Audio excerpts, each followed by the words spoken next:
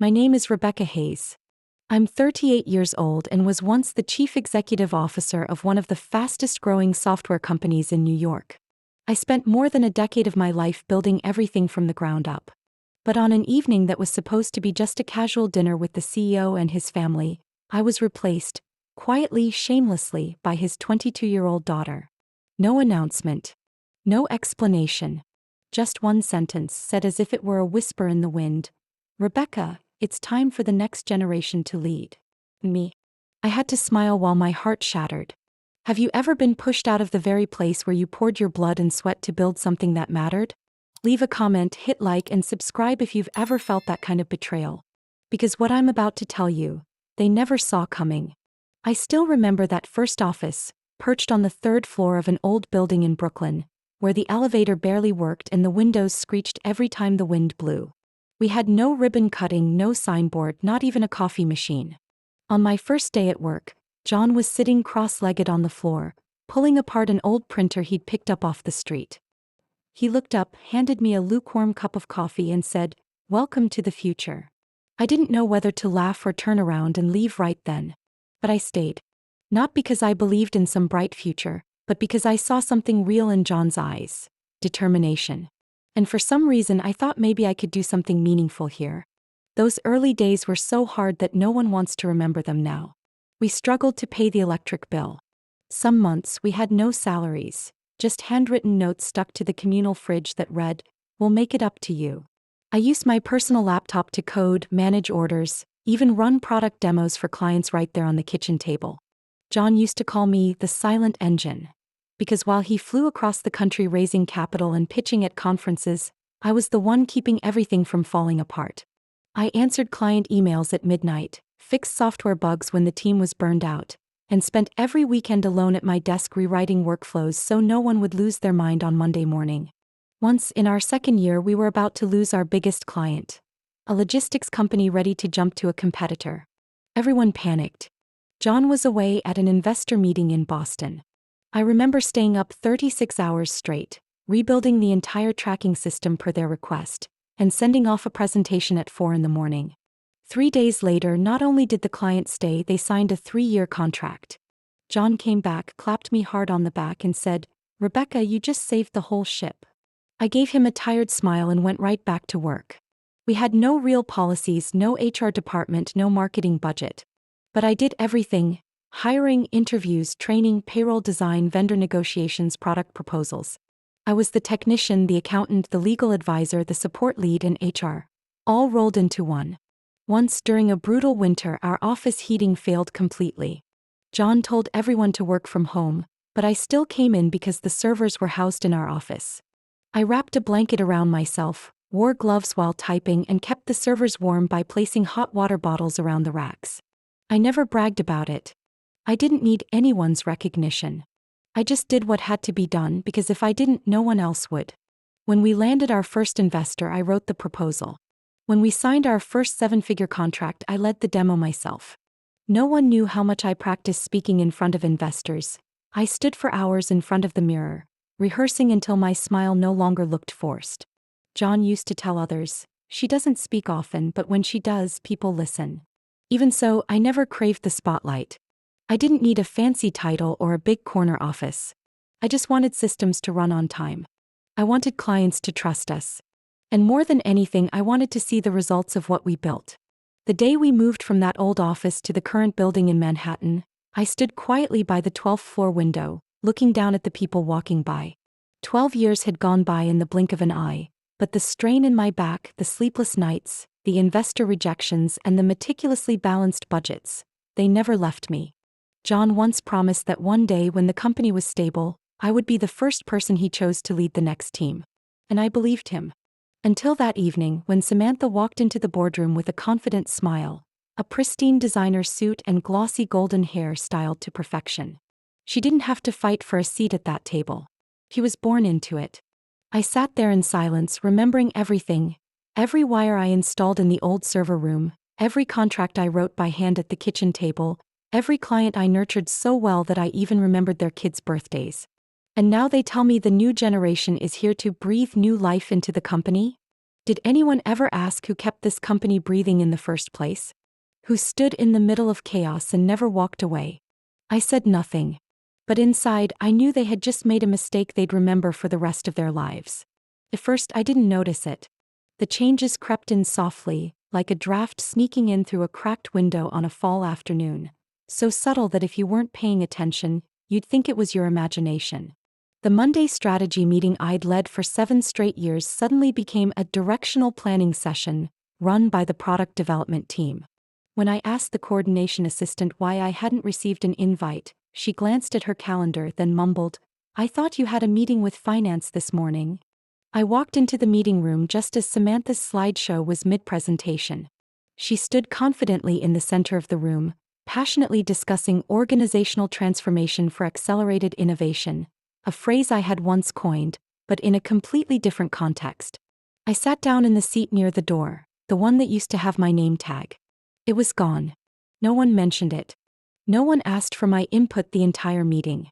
People smiled, nodded, applauded ideas that didn't even have supporting data. When I raised a question about how these changes would impact the engineering team, Samantha smiled and replied, "We'll take that into consideration," then moved on to the next slide like I was a stranger. I left the room with a heavy chest. In the past, when I walked in, conversations paused and people waited for my thoughts.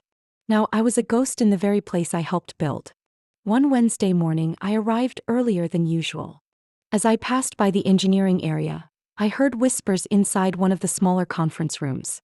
The door was ajar. I stopped when I heard my name. "Rebecca's still here?" a young male voice asked. I thought she was already handing things off to Samantha. "She still has budget approval," a woman replied. "But Samantha said that could change if we speed things up." I turned away, my heart pounding. Not because they were talking behind my back, but because of how casually they did it, like I was already part of the past.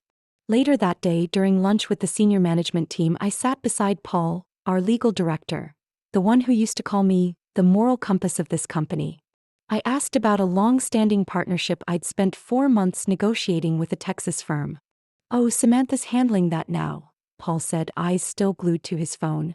"John said it needs a fresher approach." I didn't respond. I just stabbed my salad and chewed without even tasting it. That weekend, I spent all of Saturday afternoon in my home office, opening old files, quarterly reports I'd written, a 5-year strategic plan I'd sent to John 3 months ago with no reply. I began to realize that the meetings I once led were now replaced with status update emails, and the ideas I once presented to the board were being rebranded and pitched under someone else's name. Late one afternoon, I ran into Luis, the head of systems development, in the hallway. He looked at me hesitant. "Rebecca, I just wanted to ask, are you still approving infrastructure costs?" "I still handle that," I said. "Why?" He shrugged. "Last week, Samantha sent over a revised budget plan. Looks like you weren't CC'd." I thanked him and walked away. A few steps later, I stopped by the coffee machine and placed my hand on its cold stainless steel surface. I was the one who picked this model, after testing 6 different machines, just to make sure our team didn't waste time with broken equipment. It still worked fine. But no one needed me anymore to figure out how to brew a cappuccino. John no longer called me into meetings like before. The conversations we used to have every week had become quick exchanges in the hallway, marked by a half-smile and polite small talk. Sometimes I'd glance up from my desk and catch him looking at me, only for him to immediately look away as if afraid I might see something he didn't want to admit. No one said it aloud, but I knew I was being pushed aside. Not with one clear decision, but with 100 subtle nods, emails never sent, meetings I wasn't invited to, and hollow praise handed to someone else. And the worst part was, I had stayed silent for too long. Because deep down I still wanted to believe John had a reason. That he was just testing Samantha. That someday he'd come back and say, "Rebecca, I need you." But time kept moving and every small action proved otherwise. I began keeping notes at the end of each day. Changes I noticed, emails I was left out of, proposals that were repackaged under someone else's name. I didn't have a plan yet, but I knew I needed a record. Not because I wanted a fight, but because I'd lived long enough to know. If you don't protect yourself, no one else will. Samantha Carter walked into the company's headquarters for the first time with the kind of presence I'd seen before. Young people raised under the glow of high expectations. She was tall, slim, her blonde hair tied neatly back, wearing a perfectly tailored business dress and brand new high heels that echoed crisply down the hallway. People whispered that she had just finished her MBA at Wharton and had interned at a major investment fund in Boston. But no one mentioned that Samantha had never worked on a real software project, never led a technical team, never stood in front of a client when the system went down in the middle of the night. I saw the eagerness in her eyes. Not the eagerness to learn, but the kind of certainty that comes from someone who already thinks they know everything. That morning, John introduced her to the senior leadership team with one simple sentence: "Samantha will help shape the future of this company." No one asked me. No one questioned whether the team needed a new strategy director or if Samantha even understood our internal processes. She was appointed like it was a done deal. In her first meeting, Samantha presented a rebranding initiative, filled with slides showcasing keywords like agile growth, complete digital transformation, and modern data culture. Everything looked polished, slick, pure MBA theory. I asked calmly, "Have you tested this model with any real clients yet? Do you have results from a pilot?" Samantha gave me a light smile, her gaze patient, like she was explaining something to someone who had fallen behind. "We need to move away from outdated models, Rebecca. Innovation comes from mindset, not experience." John, seated beside her, nodded proudly at his daughter. I sat there silently, watching the room tilt toward a direction that no longer included me. A few days later, I found out Samantha had emailed all the heads of engineering directly, without going through me, asking them to rewrite their reports in a more modern format and include predictive metrics. When I asked Daniel, the manager of backend systems, he hesitated. "I thought you approved it. Samantha said you'd already handed off some responsibilities." I didn't respond. I just gave a small nod and walked away. That Friday, I received a meeting invite from the internal scheduling system titled Strategic Product Restructure, 6-month Roadmap. What stopped me wasn't the content, it was the sender.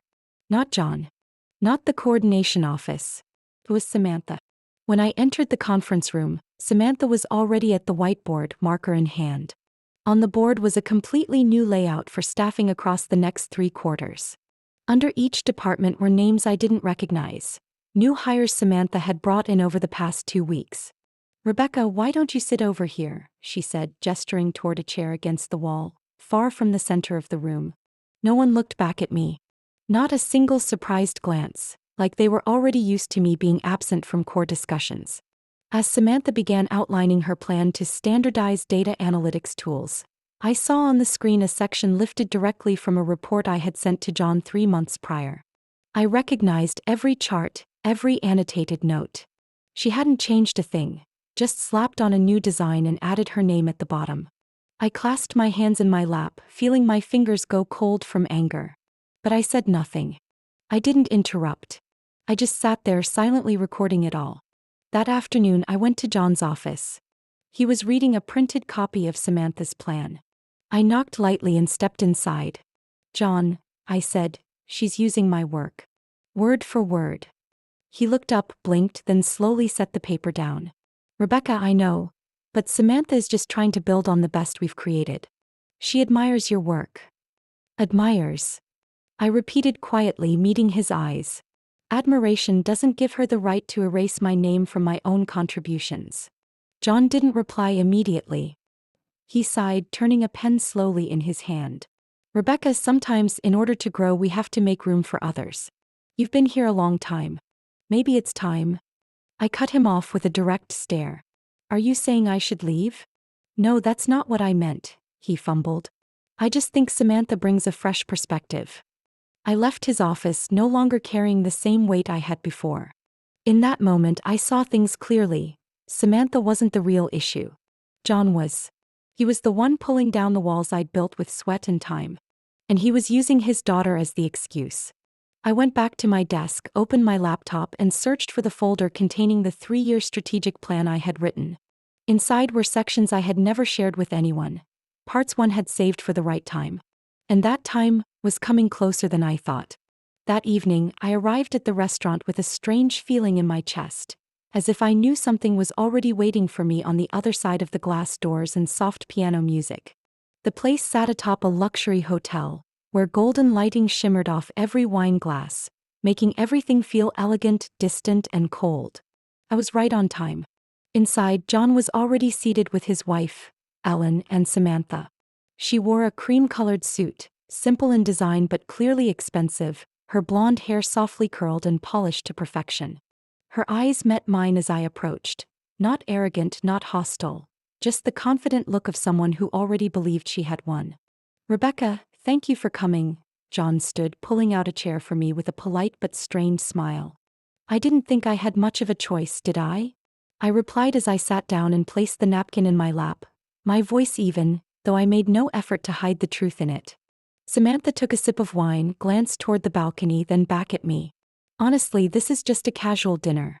We thought you deserved to hear it directly before anything becomes official." Before anything becomes official. I felt the weight of that phrase like a verdict already signed, just waiting to be read aloud. John cleared his throat. "Rebecca, I'll be direct. We've built this company together from the ground up, and I won't diminish your role. But the company is moving into a new chapter. One we believe needs a different vision. A fresh energy." I said nothing. My hands tightened beneath the table. "Samantha will take over as acting executive starting next week," he continued, his eyes on me like he was waiting for a peaceful nod, some quiet approval to make the transition smooth. Samantha offered a soft smile. "I'm ready to learn from those who came before me, especially you. I believe I can bring the innovation this company needs." "And my role?" I asked, my voice calm, calmer than I expected it to be. "We'll work out the details," John replied. "You're welcome to stay on as a strategic advisor, of course, with a compensation package that reflects your contributions." Advisor. A word that sounded polite and professional, but in this context, it felt more like a third-class train ticket offered to the engineer who used to drive it. I looked straight into John's eyes, searching for even a flicker of guilt, some trace of hesitation. But there was none. Just the resolve of a man who had already made his move and was ready to clear the board. "You promised," I said quietly, "that I'd be the one to lead when you stepped away." John looked down at his untouched plate. "I know. But circumstances change. Leadership wants a fresher image. Samantha has the energy of the next generation, a modern technological mindset, and, above all, a strong media presence." I gave a faint smile. "And what do I bring?" 20 years of experience, a client network I built one by one, and deep knowledge of every line of code this company runs on. Samantha tilted her head, her voice gentle but edged with steel. "We don't deny any of that, Rebecca. But that doesn't mean you can't take a step back." I set my fork and knife down, raised my head and looked directly at them. "I'm not some shadow standing behind the curtain while you take center stage. I won't step aside to make room for someone who's never seen how the system works, never pulled an overnight shift when servers crashed, never walked into a boardroom knowing every number was a matter of survival." Ellen, who had stayed silent until now, finally spoke, her voice slow and composed. "Rebecca, we know you have every reason to feel hurt. But Samantha is the future. And the future doesn't wait." I stood, calm and deliberate. "Thank you for dinner." John stood too, voice low. "Rebecca, I hope you'll handle this professionally. The transition's been approved." I looked at him one last time. "I thought we were teammates, John. Not just through the hard years, but because I believed you'd never forget what kept this company alive." Samantha smiled, the corner of her mouth curling ever so slightly. "We can work together. But only if you're willing to adapt." I walked away without looking back. Behind me, I heard the soft clink of a spoon against a wine glass, light as a bell, but each sound dropped into my chest like stones sinking into deep water. On the drive home, I didn't turn on the radio. The city lights, red and gold, passed by my window like faded memories someone was slowly erasing. I couldn't tell what made me colder, the October wind or John's detached gaze as he handed over my life's work to his daughter. But inside, I didn't feel tears. I didn't scream. I felt one thing rise clearly and steadily, like a heartbeat echoing in my chest. That night, I sat in my small home office, the desk lamp casting light across the old wooden surface, every scratch visible. My laptop sat open in front of me, still logged into the internal shareholder portal I hadn't accessed in nearly 3 years. I couldn't remember why I had stopped checking. Maybe too much work, maybe I just forgot that I still had power in a place I once called home. That night, after the dinner, as I drove through the empty streets, the feeling of being stripped of everything clutched at my throat. But when I opened the drawer beneath the desk and saw the old black USB stick, the one I used to back up every original company document, something inside me stirred. I opened a folder labeled 2007_founder agreements. Inside were scanned copies of hand-signed documents between me and John from those early days, back when we worked on stiff chairs in an office with no air conditioning. I read through every line, every clause, until my eyes stopped at one section, printed in italics, still sharp on the page. Rebecca Hayes shall be granted 5% equity in Core Unity Incorporated in recognition of her co-founding contribution, including but not limited to intellectual property, system architecture, client acquisition, and financial stabilization. This equity shall retain full voting rights unless otherwise amended by written consent of both parties. I leaned back in my chair. A wave of memory swept over me. I remembered the night John handed me that contract after we'd both been up all night. He had said, "I can't pay you what you're worth right now, but if we make it through this, I want to make sure you're not forgotten." I had kept my word. He hadn't. I logged into the current shareholder management system. After a few identity checks, steps I still remembered by heart, my name popped up next to the line, 5.04%, voting equity. Undiluted. Untouched. Still there, intact, unmoved for more than a decade, and now more valuable than ever. I sat in silence for a long time. Not out of shock but out of bitter clarity. They had moved so quickly to shove me out, they didn't even bother to check who still held real power in this company. I pulled up the company bylaws and combed through every clause. According to policy, any major change in executive structure, especially the CEO position, required majority approval from shareholders, and anyone holding more than 3% was classified as a senior stakeholder. I let out a small laugh. The kind that, if someone had been in the room to hear, they wouldn't know if it was sarcasm or release. I didn't need to shout. I didn't need to destroy anything.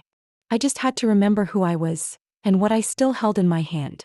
The next morning I called Rachel, the attorney who had helped me in our earliest contracts. She was now a senior partner at a well-known firm in Chicago, but her voice still held that calm, razor-sharp precision I remembered. "Rebecca? I thought you stepped away from Core Unity." "I thought so too. But I've got a few documents I need you to review." I sent her the original agreement and current equity data by email. She was quiet while I waited. Then, in a steady tone, she said, "You still have full voting rights. And with that stake, you can block any restructuring plan unless you approve it. What about the interim CEO role? If they didn't get majority approval from senior shareholders, the appointment's invalid. And if they removed you without proper process, you could sue." I sat up straighter, the blood returning to my limbs. I didn't need to reclaim a title. I just needed them to realize I never left. "What do you want to do?" Rachel asked. "I want them to know I'm watching." That afternoon, I sent a private email to the board secretary's office. Subject line, "Shareholder Rights Notification, Rebecca Hayes." I attached scanned copies of the founding agreement, my current equity certificate, and a formal request to attend the next strategy meeting as a senior stakeholder. No explanations. No threats. 3 hours later, I received confirmation. And 2 days after that, a copy of internal meeting minutes arrived in my inbox, stating clearly, "As shareholder Rebecca Hayes holds over 5% voting equity, any executive leadership changes must receive her approval." John didn't call. Samantha stayed silent. But I knew, in some quiet boardroom, phones were buzzing. Emails were flying. And people were flipping through contracts they thought were long forgotten. I closed my laptop. What I felt wasn't triumph. It was the quiet resolve of someone who had spent countless sleepless nights building a house, and watching it begin to fall, had finally found the key buried deep in the pocket of an old coat. 2 days after the call with Rachel, I flew to Chicago. The trip was quiet. No one at the company knew I'd left the city. I booked a regular seat, no checked bags, no need for goodbyes. The flight took nearly 3 hours, and the entire way there I stared out the window, my mind circling endlessly around what I was about to do. Rachel met me at her office on the 24th floor of a glass tower right by the Chicago River. The space was dark wood, neat, and almost unnervingly quiet. When I walked in, she was standing at a whiteboard where she'd drawn the branches of the company's power structure. My name right in the center. Ready? Rachel turned to me, her smile no longer polite but filled with real empathy. I don't know if I'll win, I said, but I'm not going to let them step on me without a fight. Rachel sat next to me, opening a thick file in front of us. I've reviewed every clause in your equity agreement, including the addendums and state law updates. And I found something very interesting. I leaned in, not blinking. In addition to your voting rights over any executive structural changes, she continued, you also have the right to call a special meeting with leadership if there's reasonable evidence that operations are causing material harm to company assets or to the founding shareholders' interest. I stared at the bolded clause she pointed to. I'd never remembered being granted that much power. But the irony was this: I'd never imagined I'd need to use it. When I signed that agreement, I believed I'd never have to defend myself against the person who signed it with me. Do I have reasonable evidence? I asked, my voice rough with emotion. With the CEO role reassigned without senior shareholder approval, plus the documents you've provided, the copied strategy plan, the meetings you were excluded from, and the restructuring decisions that could pose legal risk with existing clients, you absolutely do. The only question left is, are you ready to take this head on? I nodded. I've stayed silent long enough. We began building a plan. Rachel drafted a formal notice to call a shareholder meeting under the special provision, along with a letter outlining concerns about the company's current direction. I signed every page myself, every line, every footnote. Back in New York, I didn't go home right away. I stopped by a small cafe in Old Brooklyn, the one where John and I had once sat discussing how to afford salaries in our first year. I took a seat in the corner, opened my laptop, and sent out 3 emails. The first was to the board of directors, requesting a special meeting the following week with the subject: legitimacy and strategic impact of executive leadership changes. The second went to the legal department, asking for the full meeting minutes related to Samantha's appointment. The last one I sent to John. Just one sentence. I suggest we meet before the board convenes. The conditions for a peaceful transition. I'm still open to hearing them. I didn't expect a reply right away. But just a few hours later he called. His voice was tight, strained. Rebecca, do you really want to drag everyone into this? No, I answered plainly. I don't. But you didn't leave me a choice. You've always been an essential part of the company. And I still am, I said, cutting him off. You're the one who forgot that. John exhaled slowly. Then he said, come by my office tomorrow afternoon. The next afternoon I walked into John's office just like I had so many times before. But this time I didn't stand across the table like an employee pitching ideas. I sat across from him, shoulders square, eyes steady. I'm not here to block a leadership transition, I began, if the successor truly understands this company.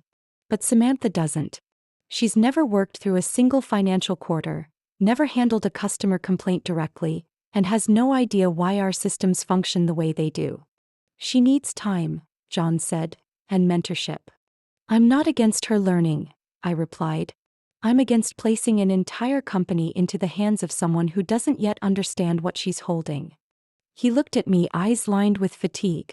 What do you want? I want this transition halted until it has full shareholder approval. I want an independent evaluation of the new strategy before it rolls out. And I want any material based on systems I designed to be off limits unless formally authorized by me.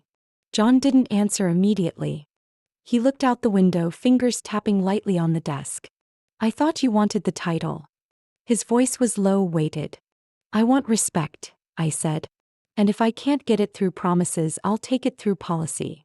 The conversation ended without applause, no handshake, no nod of agreement. But as I walked out of his office, I knew I had moved the first piece. And the board he thought he'd built to force me out had just begun tipping back in my favor. The meeting was scheduled for Monday at 9 a.m. in the 15th floor boardroom, the place where the company's most defining decisions had always been made. I arrived 30 minutes early, walking past the deep blue carpeted hallway, a path marked by years of tough negotiations and proud breakthroughs. The boardroom door was still closed. I stood in front of the glass wall, watching my reflection, not anxious like someone about to confront power, but calm like someone about to reclaim the truth of who she is. At 9 sharp, each board member arrived in turn. All 6 were present, including Celeste Harmon, the chairwoman who had once opposed Samantha's integrated software initiative, Mr. Blake, a seasoned financial expert, and Mrs. Loretta, a longtime investor who had supported me during our 5th-year expansion. John sat at the head of the table looking drained. Samantha was beside him, her hands neatly folded on a binder, face composed with the same polite smile she always wore. Celeste opened the meeting with a steady but firm tone. Today's session is called under Article 7C of the Founding Charter, at the request of senior shareholder Rebecca Hayes. We'll be reviewing the legal validity and strategic impact of the recent executive transition. No one spoke for a few seconds. Then I stood. I'm not here to ignite personal conflict, but I do have both the responsibility and the right to protect the values that built this company and carried it forward for over a decade. I opened a file and placed a copy of the evidence in front of each board member. The latest meeting minutes with my name absent, the risk analysis I'd submitted that had been ignored, and recent negative feedback from 3 of our core clients. I don't deny that Samantha shows potential, I continued. But potential doesn't replace experience when a company stands at a crossroads. Appointing leadership without proper procedure, without consulting a founding shareholder, and without assessing operational risks, violates this company's charter. I'm requesting the board formally reassess the entire process and suspend any restructuring until an independent evaluation is conducted. Samantha said nothing, but I saw her eyes falter and her hands clenched beneath the table. Blake was the first to speak. I didn't know she still held equity, he said, tapping the table lightly. I thought Rebecca cashed out years ago. No, Celeste replied, still looking directly at me. Rebecca was one of the original 3 signatories on the founding charter. And if I'm not mistaken, many of our earliest clients were brought in by her. Loretta spoke, her voice thoughtful. I've reviewed Samantha's proposal. I also read the technical department's response. There's a clear disconnect between the new strategy and our internal capabilities. We're restructuring without a stable foundation. John cleared his throat. We're just trying to get ahead of the curve. A younger team will help the company adopt new technologies faster. Samantha brings a modern perspective. A modern perspective can't replace technical foundations, I said, cutting him off. A beautiful house means nothing if the foundation is weak. We're talking about customer data, secure processing systems, things you can't measure with a slide deck. Celeste turned toward Samantha. Would you like to respond? Samantha stood, adjusted her blazer, and spoke with steady composure. I never intended to sideline Rebecca.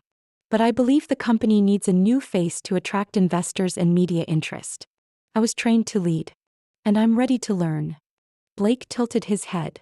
The issue isn't learning. The issue is being handed authority without going through trials. That's not fair, especially when the person being replaced is the one who built what you're inheriting. The room grew heavy. Loretta glanced around and tapped the table. I propose a pause on all restructuring activities for 4 weeks. During that time, we bring in an independent consultant to assess the feasibility of the new strategy. If there are significant concerns, the leadership transition will be reevaluated. I support that, Celeste agreed immediately. And I want to add one condition. Any intellectual property related to the core software must be verified for ownership before being used in any future campaign. John let out a long, audible sigh. He knew he was losing control. The meeting ended with a vote. 5 in favor of the postponement. 1 abstention, John's. Samantha wasn't allowed to vote. I didn't smile. I didn't feel victorious. I just felt lighter. Like someone had finally opened a door I'd been locked behind for 20 years. Even though I was the one who'd shut it, waiting to be called back in. On the way out of the boardroom, I walked slowly, quietly observing every expression, every glance. People who once thought of me as background now looked at me differently. Not because I raised my voice, but because I reminded them I'd been here since the beginning. And I had never left. 3 weeks after the board meeting, the first cracks began to show. The colorful slides and slogans like Core Unity, Shaping the Future, that had been pinned along the hallways were quietly taken down by staff. No one said anything, but the mood inside the building changed. There was a dullness in people's eyes, a lack of energy in their greetings. Samantha's restructuring plan, which included splitting the engineering department into two smaller teams and outsourcing part of the work to a vendor in Atlanta, had launched just the week before when a serious system failure occurred. The entire internal reporting system was down for more than 14 hours, delaying contracts with 3 key clients and halting order processing for an entire day. I got the news unofficially from Luis, the head of systems, who had been by my side since the days when we rented office space above a print shop.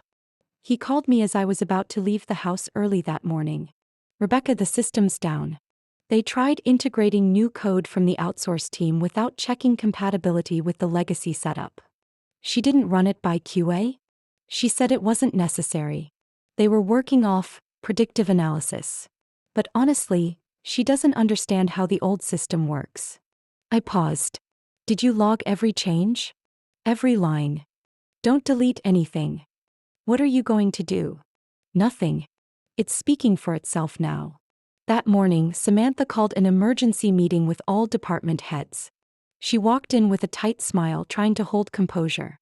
In her hands was a draft report, still marked with red highlights. "We're in a period of transformation," she began. "Yesterday's incident was a stumble, but we'll recover. Change brings disruption, and I believe we'll move through it." No one objected. But no one nodded either. I sat at the far end of the table, hands folded in front of me, watching every little movement. When she finished her presentation, I raised my hand gently. "I have a question. Who approved the deployment of integrated code without QA validation?" Samantha hesitated. "I believe the vendor submitted proper documentation." "I reviewed that code," Luis interjected. "They used command structures incompatible with our older framework. 5 minutes of sandbox testing would have revealed it." The atmosphere shifted. Samantha looked around, searching for agreement, but everyone stared at their notes or fiddled with their pens. I looked directly at Celeste. "I formally request an independent audit of Samantha's strategic initiatives over the last 60 days, per shareholder rights and in accordance with our last meeting's resolution." Celeste nodded. "That's a valid motion. I'll initiate the audit team." John remained silent. I could see he'd known this moment would come, just not this soon. Over the next several days, small meetings unfolded between the board and the audit team. I didn't need to be in all of them, but I received regular updates. The initial report showed that at least 5 major initiatives Samantha launched had bypassed expert board approval, 3 outsourcing contracts had skipped proper bidding procedures, and 2 public-facing documents contained incorrect technical claims. What surprised me wasn't the oversight. It was how Samantha reacted when questioned. She began withdrawing from meetings. On the internal network, people whispered that she had stopped replying to emails from the tech leads and had canceled 3 review sessions with the product team. One day, as I walked past the engineering meeting room, I heard her voice inside. "I don't understand why no one's cooperating. I'm doing what's best for this company's future."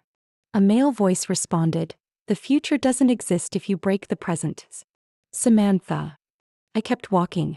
Not because I didn't care, but because I understood. Some lessons are only learned through the silence of others.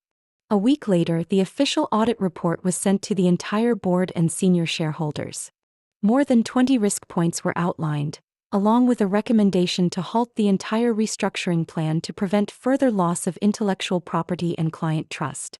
I sat in my office, reading each line of the report.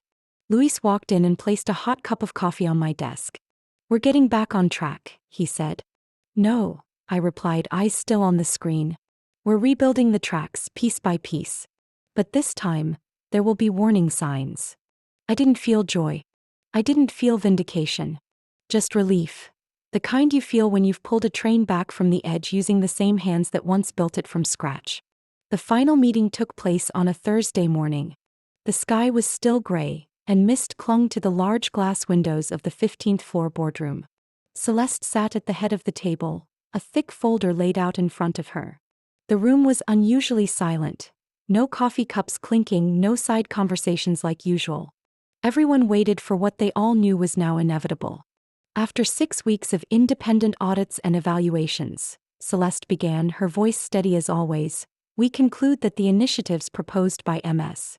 Samantha Carter, if continued, may cause significant financial and operational damage within the next 2 quarters. The consulting group recommends a full suspension of the restructuring plan and a return to the prior executive framework. Samantha sat silently, her eyes red but tearless. She didn't object. She didn't speak. Maybe deep down she knew she wasn't ready. And the cost of stepping into a battlefield without a proper map was herself. Celeste turned to me. Rebecca Hayes, by shareholder rights and board resolution, you will assume the executive leadership during this transition phase. Additionally, the board has agreed to formally recognize you as co-founder of Core Unity and grant you a permanent board seat with long-term strategic authority. I said nothing for a few seconds. My hand rested lightly on the table, brushing the small scratches now catching the morning light. Each mark reminded me of the nights I sat there alone, the last to leave after the hall lights had gone dark. And now in this same place I heard those 3 words, official co-founder. John looked at me from across the table. His eyes no longer held the resistance of past meetings. Just exhaustion and perhaps something close to gratitude. He walked over. I made a mistake, he said quietly, not trying to hide it anymore. You were always here. And I forgot that. I nodded. You didn't forget. You just thought I'd stay silent forever. After the meeting, I didn't go back to my office. I walked down to the lobby through the main hall, and along the east sidewalk where I used to stand catching the summer breeze during our early startup days. No one recognized me and I liked it that way. Just an ordinary woman in a gray coat, holding a slim folder. No crown, no spotlight, yet still undeniably present. That afternoon when I returned to my desk, a light brown envelope was placed neatly in the center. No name on it. I opened it. Inside was a handwritten card in familiar slanted script.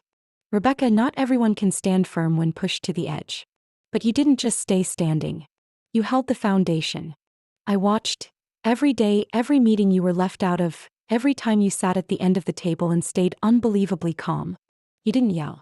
You didn't need to. You just reminded them quietly who had kept this system running all these years. Thank you for not leaving. Thank you for not breaking.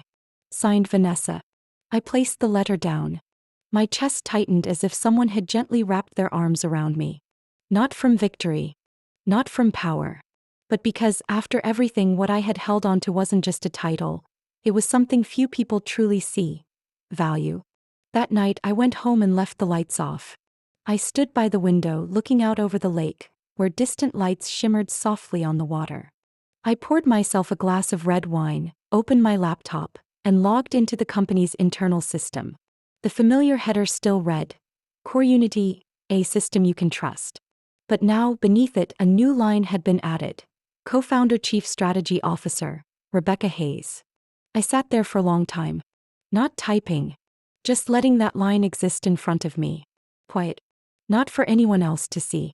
But so I could feel it. After all the times I was erased from the room, made invisible by silence, I had rewritten my story 1 word at a time with the same hands that had never left the keyboard. Maybe all of us will, at some point, be pushed out of places we once believed we belonged. Maybe it's in family, in work, or even in someone's heart. But what matters isn't how others treat you. It's how you rise when they turn away. I didn't reclaim my place with force, with anger or revenge. I simply stepped back in, quietly, steadily, and reminded them that the things of true worth cannot be replaced. And you? If it were you in this story, would you walk away silently, or would you stand your ground and protect what you built with your whole heart? I'd love to hear your thoughts.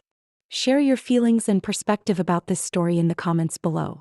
And if you're drawn to honest stories about family, betrayal, love, and how people find the strength to keep going through pain, subscribe to this channel. We still have so much to tell. And maybe one of these stories might just touch your life too.